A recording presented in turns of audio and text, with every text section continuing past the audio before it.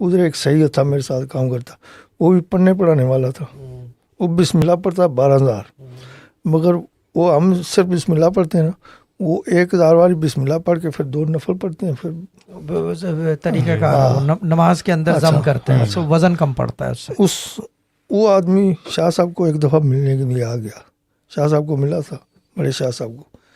تو شاہ صاحب کی جس دن ڈیتھ ہوئی نا, تو میں اس کو بولا, میں نے بولا یار یہ واقعہ ہو گیا.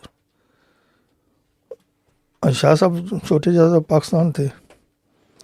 اچھا, رات کو اس آدمی نے 12,000 پڑھ کے بسم اللہ شاہ صاحب کو بخشی جی. تو اس کو پتا تھا کہ میں پریشان ہوں, تو کیونکہ ادھر تھا, اکیلے ہی تھا میں. یہ زائد مقصودہ باجی یہ سب گھر چلے جاتے رات کو, میں اکیلا تھا. تو اس نے مجھے رات کو فون کیا, کہتا ہے شوکت بھائی. میں نے بولا جی.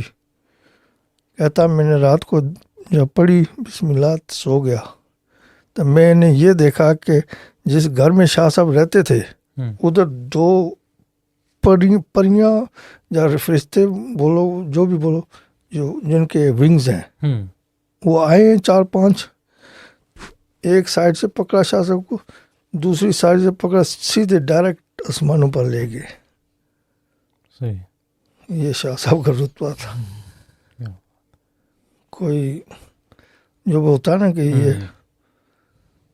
واقعی کوئی نہیں. آپ کے سوال کا جواب